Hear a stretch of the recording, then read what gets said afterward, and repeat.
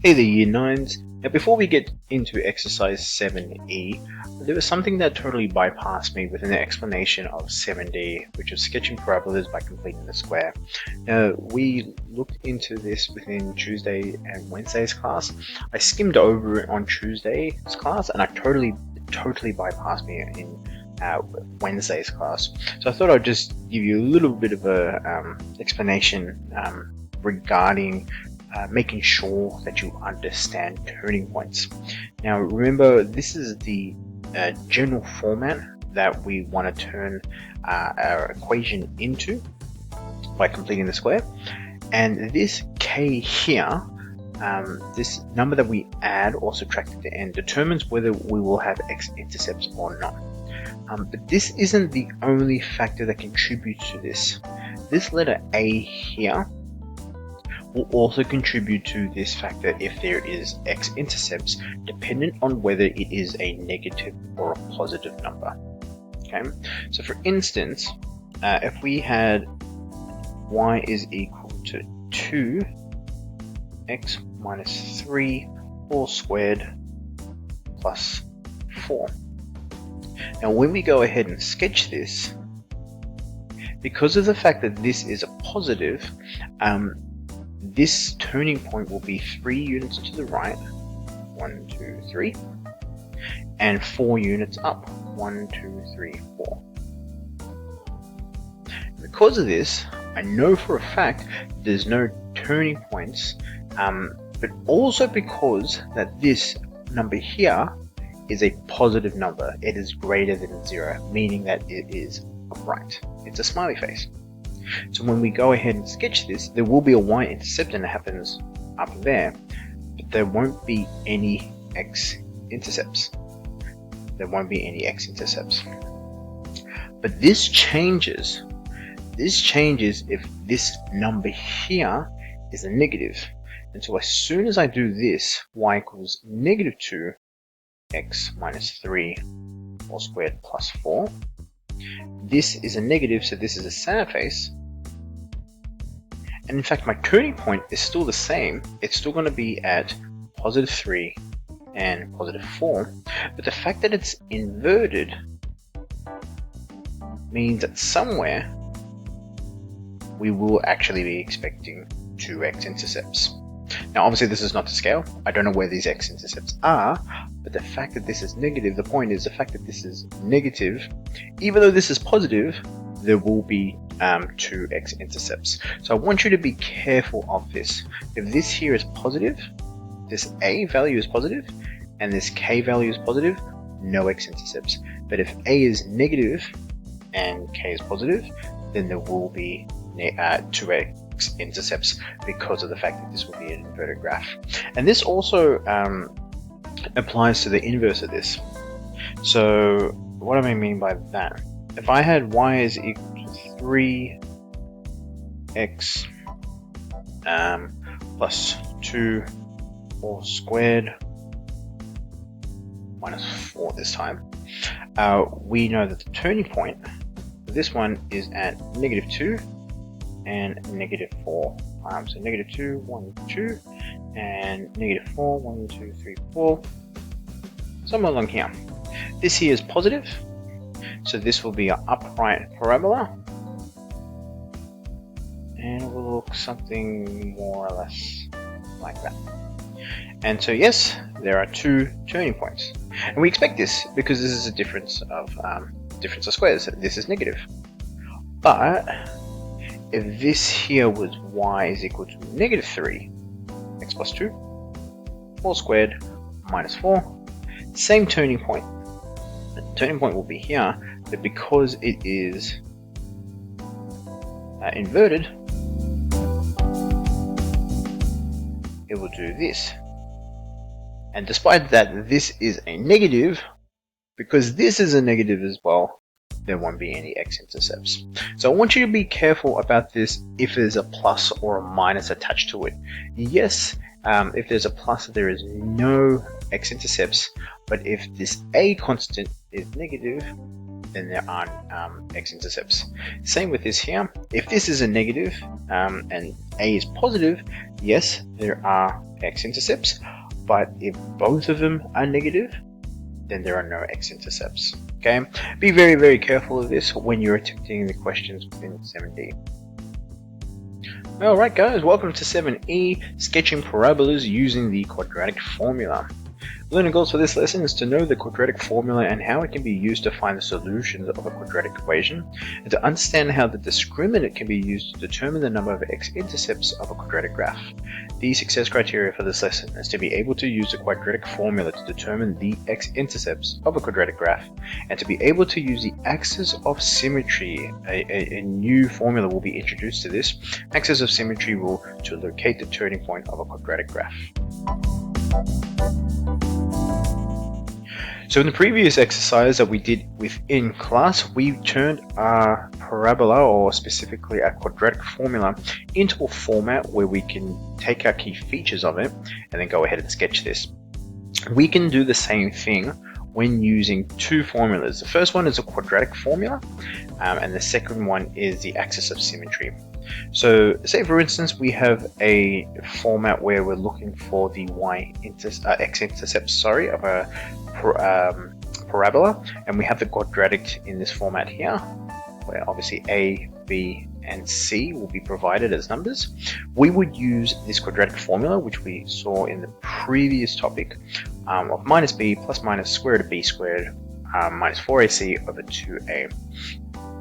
And this thing under the square root, the b squared minus 4ac, this here was given a triangle symbol known as delta. This here is delta, it's just a Greek letter, and this is the discriminant. And the discriminant determines the number of solutions to the equation to try to solve for the x-intercept. The three different scenarios you can get is if the discriminant is equal to 0, then there will only be one solution for the x-intercept. So the parabola just touches that point, and it only touches it once. It's not shifted down any further, so where it hits two parts of the parabola, it only touches it once. And this is what happens when the discriminant is equal to 0. When the discriminant is greater than 0, so what you're looking for within the square root is a it's greater than 0 and actually can be worked out, then we know that we're going to have two x-intercepts. We're going to have two solutions. And when the discriminant is less than 0, when it's a negative number, because you can't take the square root of a negative number, there are no solutions for the x-intercepts. Now previously when I was talking about 7D, about the signs and everything, all we care about is just the discriminant.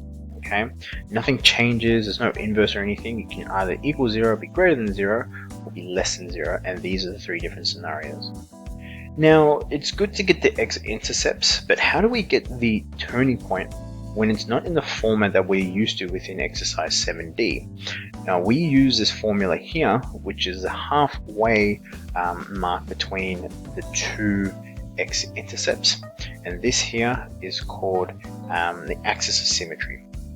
And all you have to do is get b and divide that by 2a and chuck a negative sign at the front of it. This here is worked out by getting the formula here within here, the quadratic formula. These are effectively the x-intercepts, and you find in the middle point of this one. So one will just be a plus, one will be a minus. We add those two together and divide it by 2. I'm not going to show you the algebra behind it. It can look quite complex, but it does result into a nice, easy using formula. Just chuck in B and an A, and you will get your x coordinate for the turning point. Now that only gives you one coordinate, it only gives you the x. To get the y, once you've got your x coordinate, once you have a number that's being spat out from that, you just substitute this x number into the original formula to get the corresponding y coordinate, and then you will have your x coordinate and y coordinate for your turning point. So this here is called the axis of symmetry. Now remember, the discriminant less than 0, equal to 0, or greater than 0 will either give you no x-intercepts, one x-intercepts, or one x-intercept, not plural, or two x-intercepts respectively. We're going to go ahead and do two different examples. One, we're just going to look at the different characteristics using the quadratic formula, and the second one we're going to be sketching. So example 11 from 7e, using the discriminant and using x is equal to minus b over 2a to find the turning point, we're going to consider this parabola here, and a, we are going to determine the number of x-intercepts. So the number of x-intercepts, that is determined by using the discriminant formula. So remember, the discriminant formula is b squared minus 4ac. A value is the coefficient in front of the x squared, which is 3. A b value is a coefficient in front of the x, which is negative 6. And the c value is equal to 5. And all we do is just simply plug these numbers into this formula here. So b squared, negative 6 squared. Remember, when you're dealing with a negative and you're squaring it, it's good to just keep it in brackets to show that you're including the negative within squaring, the operation of squaring it. Minus 4 a c, all being multiplied. So minus 6 times minus 6 is positive 36. Minus 4 times 3 times 5, so we can just do 4 times 5, which is 20. 20 times 3, which is 60.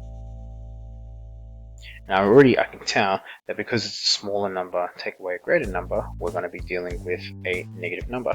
So this right here will be negative 24. Therefore, as the discriminant is less than 0, so that's a symbolism that you'll use, discriminant is less than 0,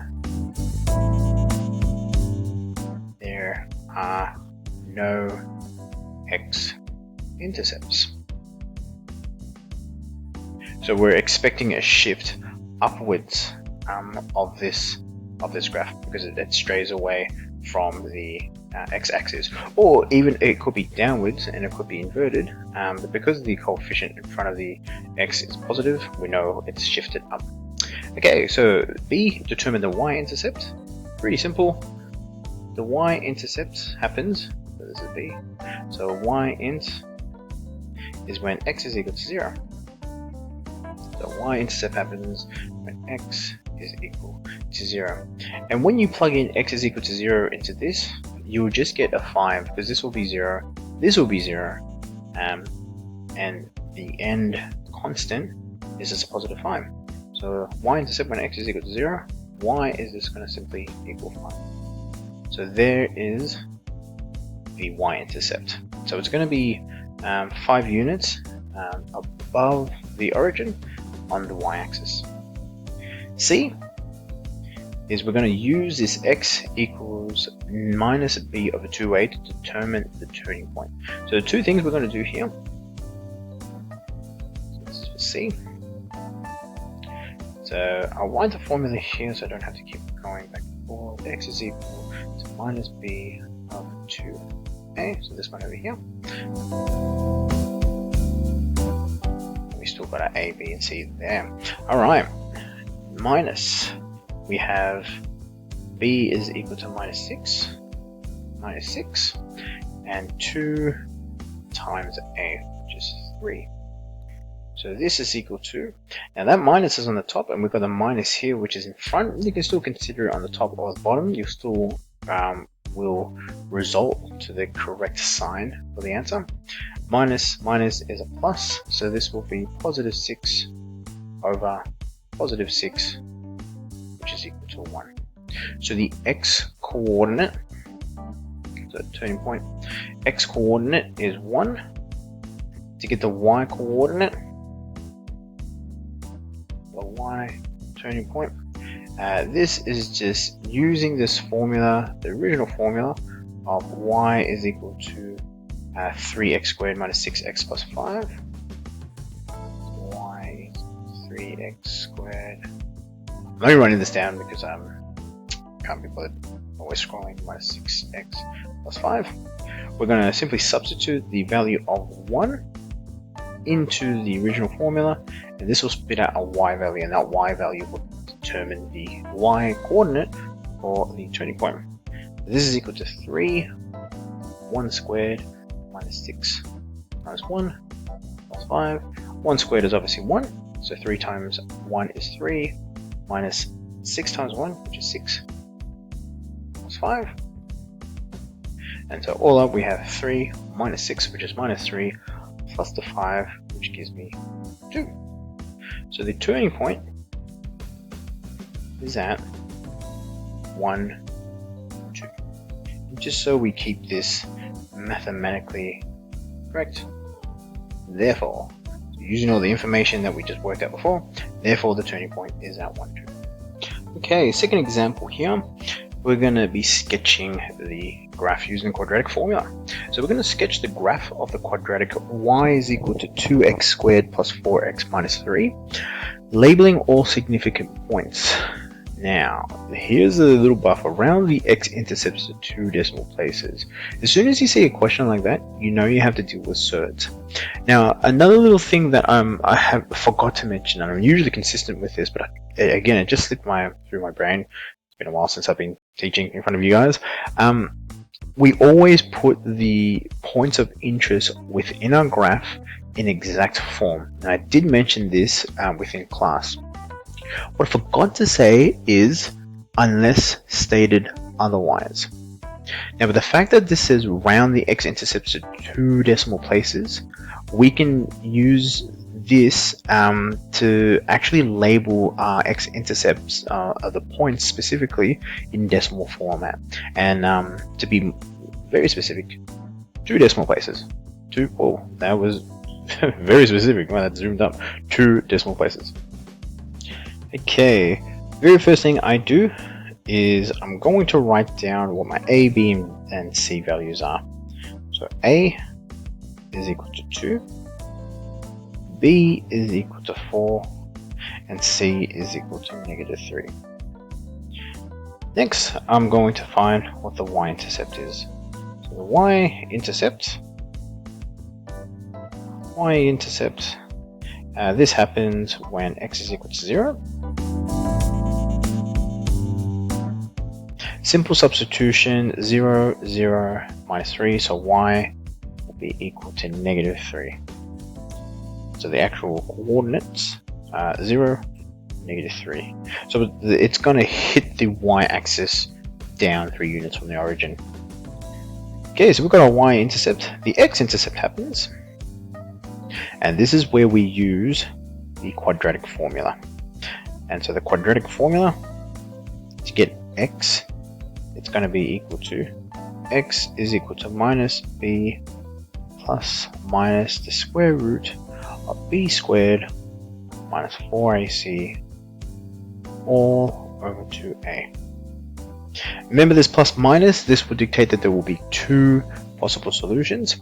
And remember, if there's discriminant in here, whatever's in the square root sign is negative, we won't be able to get the x coordinates. But the fact that it says round your x coordinates to 2 decimal places is a pretty big giveaway that we're going to deal with x-intercepts.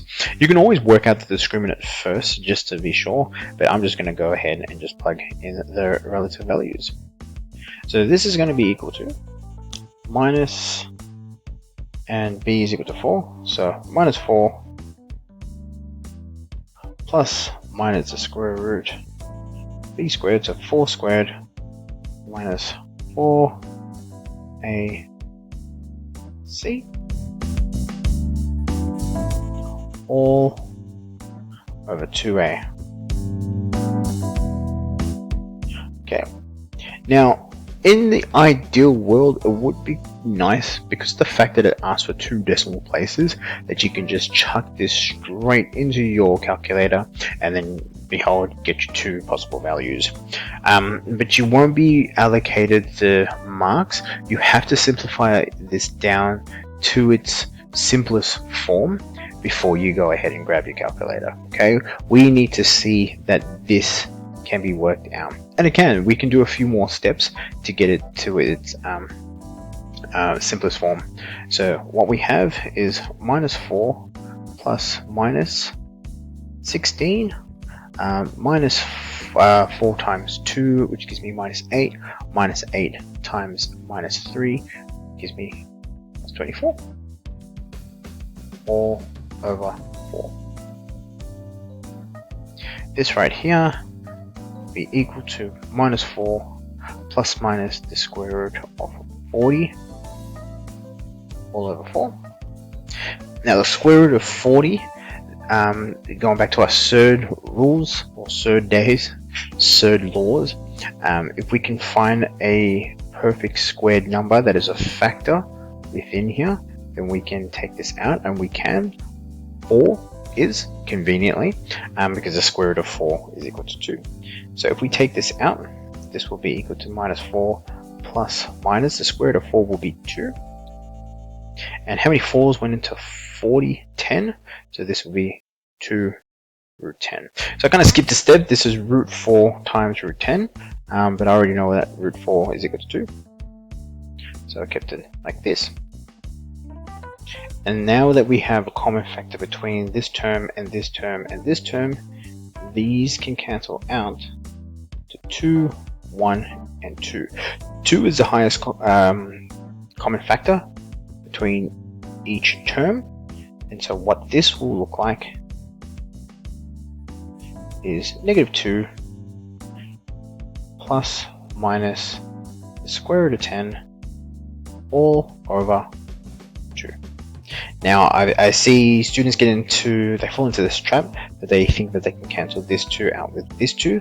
This isn't the case. The only time that could happen is if there's a 2 sitting in front of it. But we've already simplified that down to its furthest form. So this right here is the furthest down that you can simplify this 2. Then you can write it into your calculator as 2 separate things.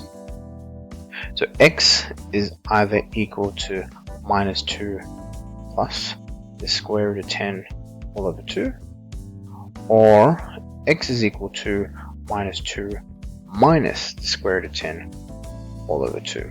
So these are the 2 different values that it can take.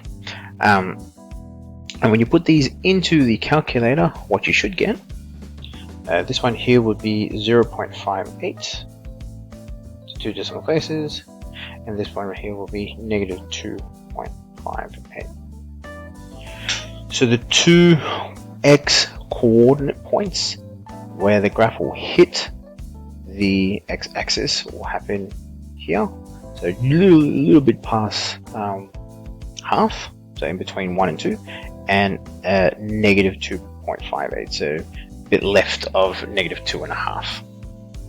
Now the last thing we need to look for is the turning point. So the turning point, the formula is equal to minus b over 2a. This will give you the x coordinate for the formula. So this would be minus 4 over 2 times 2. So this is minus 4 over 4, and this will simplify down to minus 1. So the x coordinate turning point value happens at negative 1. To get the corresponding y value, so y turning point, just substitute this x is equal to negative 1 into the formula. There's our formula here. Y turning point is equal to 2x squared. So negative 1 all squared plus 4 times negative 1 plus 3. Negative 1 squared is 1, so 2 times 1 is 2. Positive 4 times negative 1 is minus 4 minus 3.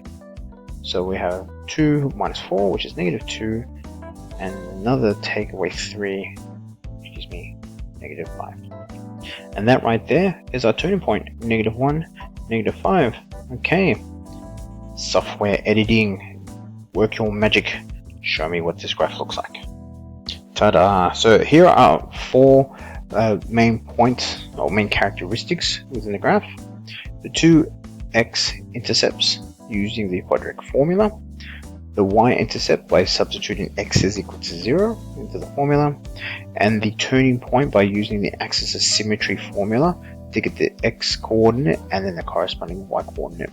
When you have those 4 points, you just do your parabola that looks like this, making sure you double check to see if it's upright or inverted, depending on if the number in front of the x squared is a positive or a negative.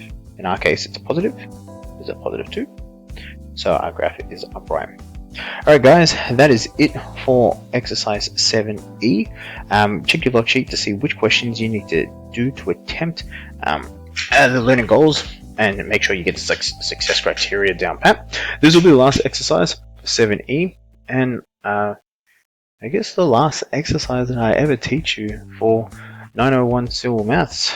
It's weird that it's online, but times are weird. Alright guys, best of luck. See you. There will be a next video. It will have to do with revision. Anything to do with revision, maybe a revision answer sheet of some sort. So yes, I will see you in the next video. Bye bye.